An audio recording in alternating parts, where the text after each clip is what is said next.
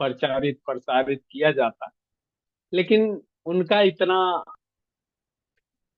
सम्मान नहीं मिला इस देश में। खासकर विदेशों में तो अभी भी उनकी किताबें हैं, पढ़ाई जा रही हैं कॉलेजों में। उनके लिटरेचर जो उपलब्ध है, उनकी मूर्तियां भी लोग लगा रहे हैं, उनकी जयंतियां भी मना रहे हैं, सब कुछ है हमारे यहाँ। उनको देखकर हमें लगता है ऐसा कि कर रहे हैं लोग, लेकिन जो अच्छी बात नहीं। और सबसे बड़ी बात, जिन दीनहीन लोगों के लिए बाबा साहेब ने ये काम किया, जिन महिलाओं के लिए ये काम किया, है ना, बहिष्कृत हितकारिणी सभा बनाई, है ना, बहुत सारी बातें कहो तो, इस पे बातें करो तो बहुत सारी बातें होती हैं। लेकिन उनके ना रहते हुए भी आज भी उनका तिरस्कार हो रहा है, ऐसा मैं अपने अनुसार सोचता हूँ, जैसा मुझे लगता है। इतना बड़ा काम करने के बावजूद, और उससे बड़ा काम वास्तव में, जितने भी प्रियम्बल की बात करो, वो भी सब बुद्ध धर्म से लिया गया है। सामाजिक समता, स्वतंत्रता, बद्धता, ये सब कहाँ से आया? न्याय कहाँ से आया? ये सब बौद्ध धर्म से आया है ना। तो ऐसा हम देख सकते हैं, समझ सकते हैं। और इसको, जो बौद्ध धर्म को अच्छी तरह मानते हैं, पढ़ते हैं, समझते हैं, बाबा साहेब की किताबों को पढ़ते हैं, वही इसको जानते हैं। बाकी तो केवल कहते हैं कि नहीं ये ऐसा है, ऐसा नहीं हो सकता। वो डिस्कस करते हैं। आज भी हमें इन बातों को अंगीकार करने की जरूरत है। वास्तव में बुद्ध के समय में भी ये सारी बातें, जो राजा चुने जाते थे, वो राजा रानी के गर्भ से नहीं पैदा होते थे। वो चुने जाते थे, लोग चुनते थे, उसमें से चुनाव होता था कौन राजा बनेगा, वो भी कुछ दिनों के लिए, अगला वो रहेगा, दूसरा रहेगा। ऐसा सुनने में आता है, ऐसा पढ़ने में आता है। तो वही बातें आज भी है, जो लोकतंत्र की बातें हैं, वैसे चुनाव हो रहा, वैसे सब कुछ प्रणाली है। तो ये अगर हम इस धम्म को पढ़ते हैं, समझते हैं, तो हमें अपने आप स्पष्ट होता है ये सारी बातें। तो इसीलिए हमें वास्तव में अपने संविधान को घर घर में रखना, उसे पढ़ना, उसे समझना। और संविधान से ज्यादा बाबा साहेब के लिटरेचर, बौद्ध धर्म पे ना भी पढ़ें इतना, कोई बात नहीं। जो इसका धम्म का अभ्यास करते हैं उनकी तो बात अलग है, लेकिन जो और भी है, वो बाबा साहेब को ही पढ़ ले तो उनको बौद्ध बनने से कोई नहीं रोक सकता, ऐसा मेरा मानना है।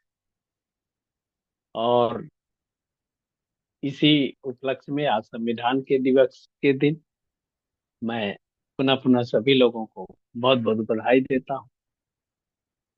और आगे, आज जैसा मैत्री भावना ध्यान है, उस पर, धम्म पर कुछ बातें होंगी, फिर उसके बाद हम मैत्री भावना का ध्यान करेंगे।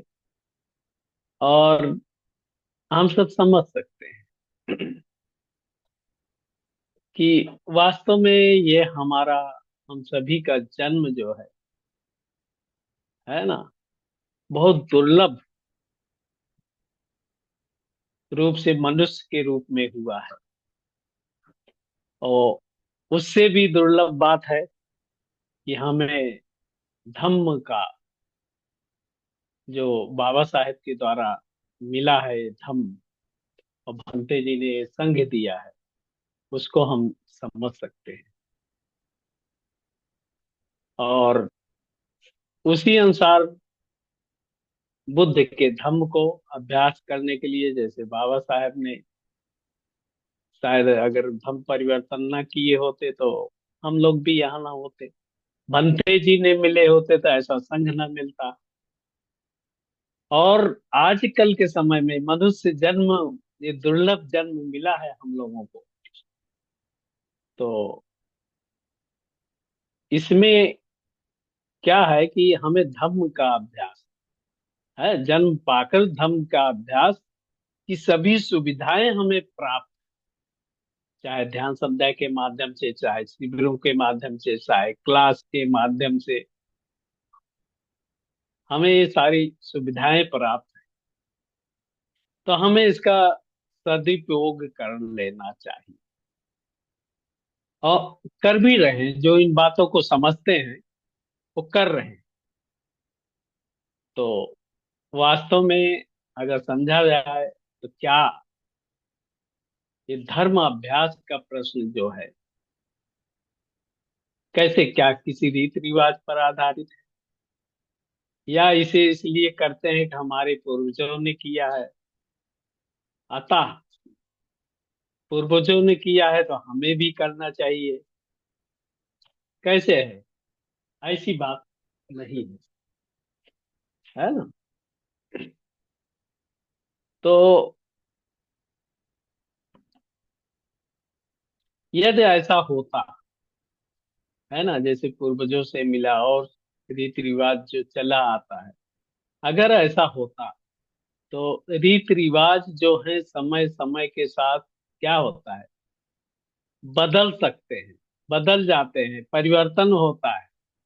और आज के सामाजिक जो परिप्रेक्ष्य है, इसमें ये उचित अगर नहीं लगता तो हम त्याग सकते हैं।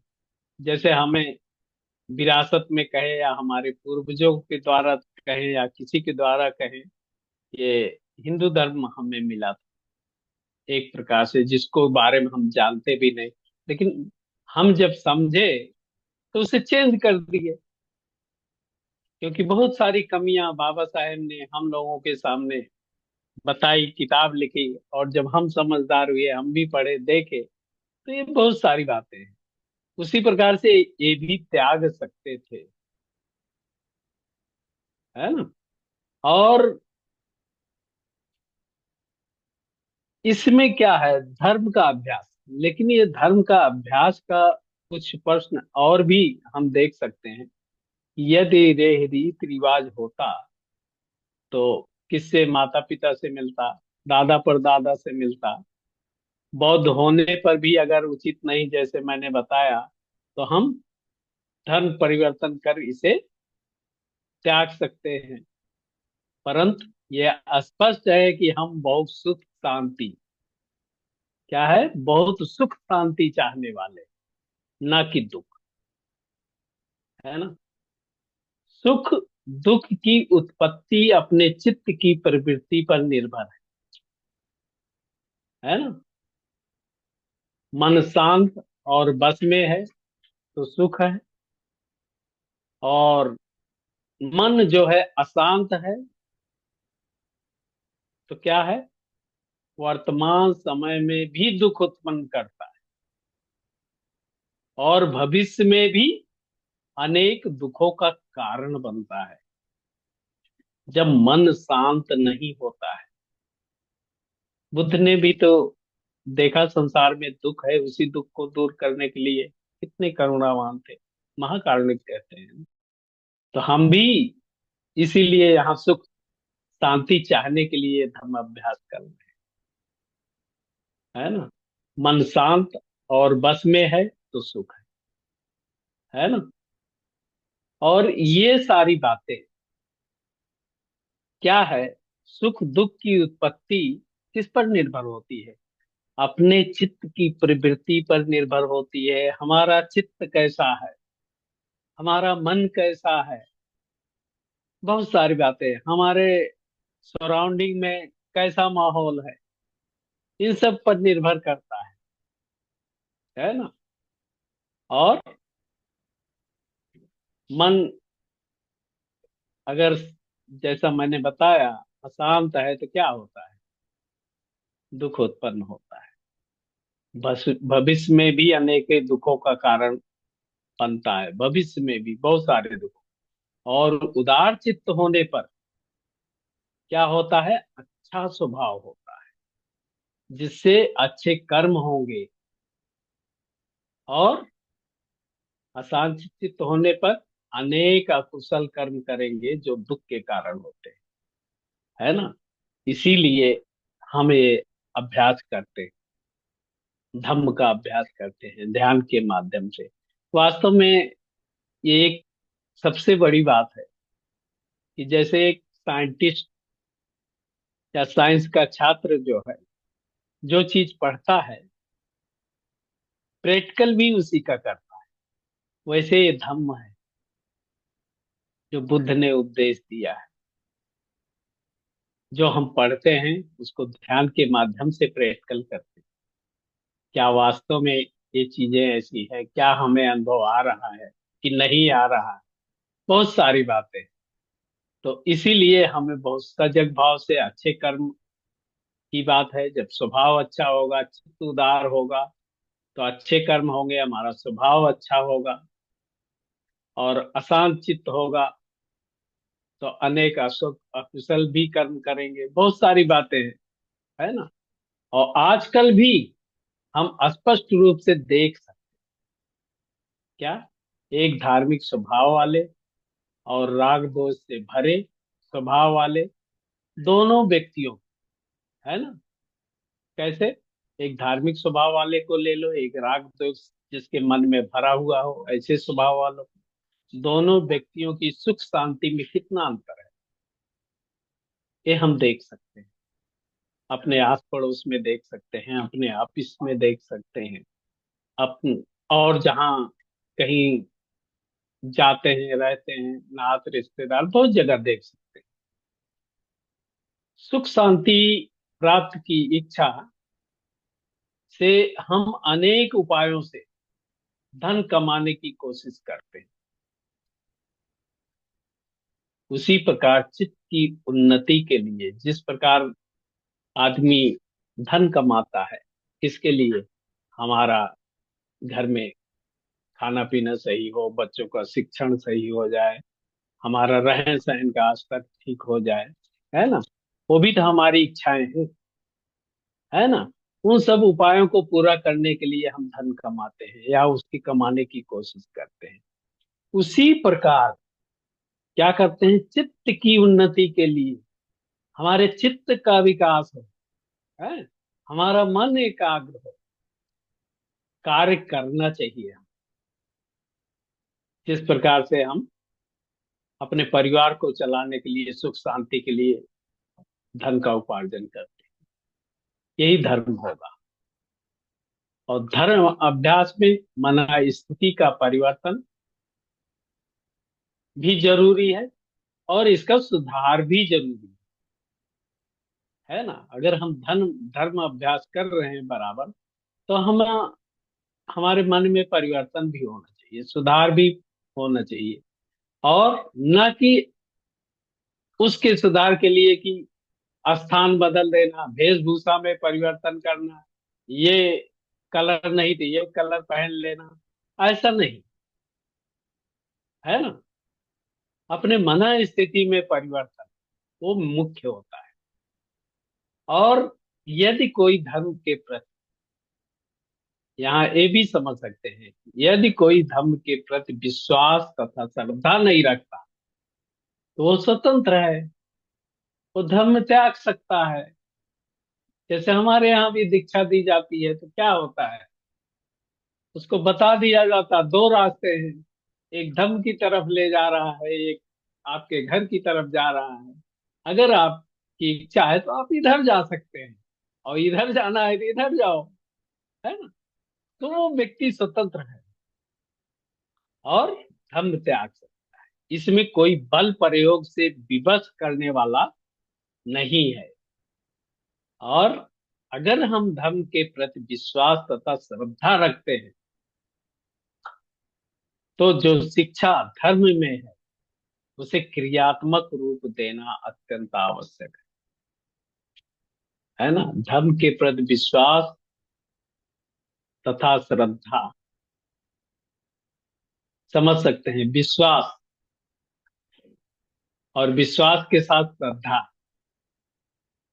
ये जो शिक्षा जो है, ये धर्म में है, उसे हमें अपने क्रियात्मक रूप से, जैसे प्रैक्टिकल जिसे कहते हैं, उसको देना बहुत आवश्यक है। जो कुछ मैंने बताया है, समझा है ना, उसको समझना चाहिए क्या है इसमें, उस धम्म को समझना चाहिए, है ना। और वास्तव में किसी भी औपचार औपचारिकता के तौर पर नहीं, है ना, अपितु मेरे अपने दैनिक जीवन में ऐसा विचार तथा अभ्यास से लाभ अनुभव होता है, इसलिए ये आवश्यक है। धम्म अभ्यास, हमें लाभ का अनुभव होना चाहिए उस अभ्यास से। हम आप भी मनुष्य हैं और सांसारिक दुखों दुखों से भी परिचित हैं, इसलिए कुछ लाभ हो सकता है। इसी से मैं अपनी ओर से भी यथासंभव प्रयत्न करता हूँ कि कुछ अभ्यास हो। हम ही क्या, सभी लोग प्रयास कर रहे हैं। ध्यान संध्या में भी प्रयास, जैसे मैंने बताया, हमारे क्लास वर्क के माध्यम से भी और शिविरों के माध्यम से हो रहा है। तो इसमें सभी लोगों को चाहिए, क्या चाहिए कि हर संभव प्रयत्न कर। किस प्रकार से, जैसे अपनी जीविका साधनों के लिए तन मन से प्रयत्न करते हैं, वैसे ही केवल श्रद्धा तथा पाणी निधान या प्रतिज्ञाओं पर अपने को न छोड़कर, है ना, केवल श्रद्धा या हम प्रतिज्ञा करते हैं कि ऐसा करेंगे, आज से ऐसा कर, उस पर ही मत छोड़ो। क्रियात्मक प्रयत्न करना चाहिए, हमें प्रैक्टिकल रूप से उसका अनुभव करना चाहिए, इसका प्रयास हमें करना चाहिए। और दैनिक अभ्यास के लिए हम हमारे बौद्ध धर्म के बहुत सारे ग्रंथ अगर पढ़ेंगे, क्या है ग्रंथ का मतलब है कि अगर हम, हमारे अंदर श्रद्धा है, तो हमें एक आदत और भी डालनी चाहिए, हमें पढ़ने की आदत डालनी चाहिए। जो भी हमारे धर्म ग्रंथ है, कुछ ना पढ़ो तो आप वंदना ही करो, महामंगल सूत्र करो, कुछ भी, अकेले में रहो, कहीं भी रहो, करते रहो। 10 मिनट, 5 मिनट बहुत आवश्यक है। ये सब हमें करना चाहिए। तो ये सारी बातें बहुत आवश्यक हैं और हमें करना भी चाहिए। और ये कैसे, जैसे हम अपनी जीविका साधनों के लिए तन मन से प्रयत्न करते हैं, अपनी जीविका चलाने के लिए क्या पूरा तन मन से लगे रहे, थोड़ा लेट भी हो गया, आने जाने में भी दिक्कत हो रही है, तब भी हम करते हैं, वैसे ही केवल श्रद्धा इन सबसे या प्रतिज्ञाओं पर अपने को न छोड़कर इसे प्रैक्टिकल रूप से करना चाहिए। दैनिक अभ्यास के लिए यह हमारे ग्रंथ बहुत आवश्यक है। यदि चिंतन क्रम में सुविधा मालूम पड़े, जब हम चिंतन करते हैं, सुविधा मालूम पड़े, तो अकेले में भी अभ्यास कर सकते हैं, हमें करना भी चाहिए। इसे आधार बनाकर अन्य ग्रंथों से उपाय या प्रज्ञा की शिक्षा लेकर अभ्यास करने से बहुत लाभ हो सकता है। यहाँ एक आवश्यक बात हम ये भी बताना चाहेंगे कि जो बहुत आवश्यक है, क्या है कि धर्म अभ्यास करने के लिए एक निश्चित समय होना चाहिए। सुबह उठते हैं तो सुबह जब भी हो वो ज्यादा अच्छा होता है। और इस जीवन के प्रथमता आसक्ति से मुक्त होना चाहिए, प्रयास करना चाहिए हमारी जो आसक्तियां हैं उनसे मुक्त होने का। इसके बाद भावी जीवन की आसक्ति जो है, आगे आने वाली आसक्ति, वो भी नष्ट होनी चाहिए, हमारे अंदर आसक्तियां ना हो, है ना? और ऐसी चित्त की अवस्था हो जाने पर प्राणी मात्र के पर कल्याण के लिए विचार करना, एक चिंतन करना ये भी जरूरी है। किस प्रकार? जैसे सूर्योदय होने के पहले क्या होता है, सूर्योदय होने के लिए क्रमशः पहले अंधेरा रहता है, रात रहती है, फिर लाल किरणें आती हैं, फिर अंत में सूर्योदय होता है। उसी प्रकार अपने विचार भी क्रमबद्ध कर इन शिक्षाओं को यथोचित उसी कर्म में अपनाने का प्रयत्न करना शायद बहुत लाभकारी। और इसी प्रकार हम सभी को ये सब करना आवश्यक है। उसमें कोई भी हो, दोनों की ओर से विशुद्ध मन से, यदि पठन पाठन का कार्य हो तो हम एक महान पूर्ण कर्म कर सकते हैं। अगर हम पढ़ते भी हैं, अध्ययन भी करते हैं कुछ भी करते हैं, तो हम इसमें एक बहुत बड़ा कार्य कर सकते हैं। और वास्तव में ये सब करना भी, पठन पाठन जरूरी है और करना भी चाहिए। और वास्तव में भंते जी ने भी बहुत सारे लिटरेचर दिए हैं जिसको हम समझ सकते हैं और उसको भी पढ़ सकते हैं। और हम लोग वास्तव में उसको कहते हैं, मतलब उसमें कि बहुत भाग्यवान क्या कहें, या हम लोग के लिए अच्छा अवसर है कि हमारे पास शुरू में जो मैंने बताया सारी सुविधाएं संपन्न है। आप बुक आजकल लेना चाहो वो भी हिंदी में भी, मराठी भी है, इंग्लिश वालों को इंग्लिश में भी, हर एक चीज है। उसके बावजूद भी हम नहीं कर सकते तो क्या कर सकते हैं? वास्तव में ये सब करना बहुत थोड़े का काम है, महान गुण है। और सभी, जब हम ये धर्म की चर्चा करते हैं, बोध के मार्ग पे जाने का प्रयास करते हैं, तो जितने भी हम हम लोग अभ्यास करने वाले, जब कभी चलने फिरने कुछ बोलने की इच्छा हो, चलने या बोलने से पहले अपने मन की परीक्षा करके निश्चय कर लेना भी आवश्यक होता है। और ये बहुत जरूरी है। और ये सब बातें हमें ध्यान में रखना है धम्म अभ्यास के लिए। जब चित्त में क्या होता है, राग या अप्रिय से द्वेष, प्रिय से राग, अप्रिय से द्वेष उत्पन्न होने लगता है, तो उसी समय हाँ, अब ये चित्त कुछ दोषपूर्ण विचार से दूषित होने जा रहा है। ऐसे चेतना के द्वारा पहचान कर उस राग द्वेष से प्रेरित मन को कुछ भी कार्य न करने दे, निष्क्रिय रहकर शांत हो जाने, तभी हम आगे बढ़ सकते हैं। और इस राग द्वेष को है हमें समझना है, इसको छोड़ना है, इसको पहचानना है। ये वास्तव में सुख के साथ दुख छिपा होता है जो हम देख नहीं पाते। इसको हम समझ सकते हैं, ये चिंतन मनन से होगा, ये ध्यान से होगा। और ऐसा हमें करने का प्रयास करना चाहिए, इसीलिए हम ध्यान करते हैं।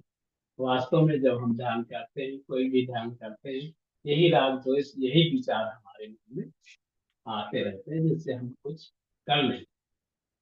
तो मैंने थोड़ा सा आप सभी लोगों को बताने का प्रयास किया है और आप लोगों ने बड़ी शांति से सुना है, इसके लिए मैं बहुत बहुत धन्यवाद और साधुवाद करता हूँ। सभी को जय भीम, नमो बुद्धाय।